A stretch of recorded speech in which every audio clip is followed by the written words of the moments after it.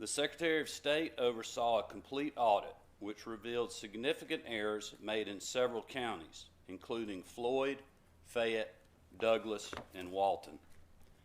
It is important for Georgians to know that the vast majority of local election workers did their job well under unprecedented circumstances, and I thank them for their service.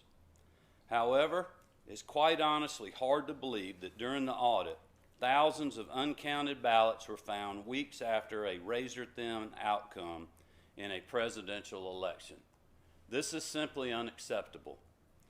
I've heard directly from countless Georgians. They expect better and they deserve better.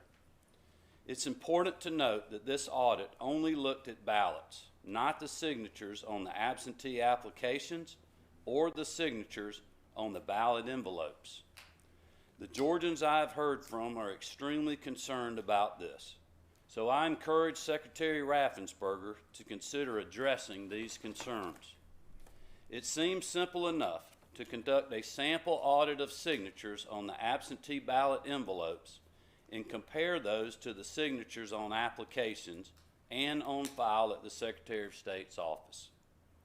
This morning, the Secretary announced his support of strengthening photo ID requirements for absentee balloting. Voters casting their ballots in person must show a photo ID, and we should consider applying that same standard to mail-in balloting. I have heard from many members of the General Assembly, and I appreciate their input and share their concern. I look forward to working with Lieutenant Governor Duncan, Speaker Ralston, and members of both bodies to address the issues that have been raised over the last several weeks.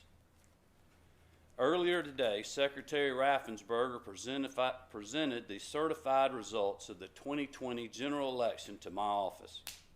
Following Judge Grimsberg's ruling yesterday, state law now requires the governor's office to formalize the certification, which paves the way for the Trump campaign to pursue other legal options in a separate recount if they choose.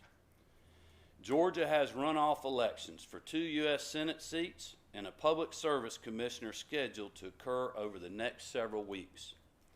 We demand complete explanations for all discrepancies identified so that our citizens will have complete confidence in our elections. In the runoff election, we cannot have lost memory cards or stacks of uncounted ballots. We must have full transparency in all monitoring and counting. Every legal vote must be counted, and the security of the ballot box must be protected. As governor, I have a solemn responsibility to follow the law, and that is what I will continue to do. We must all work together to ensure citizens have confidence in future elections in our state. Thank you, and God bless.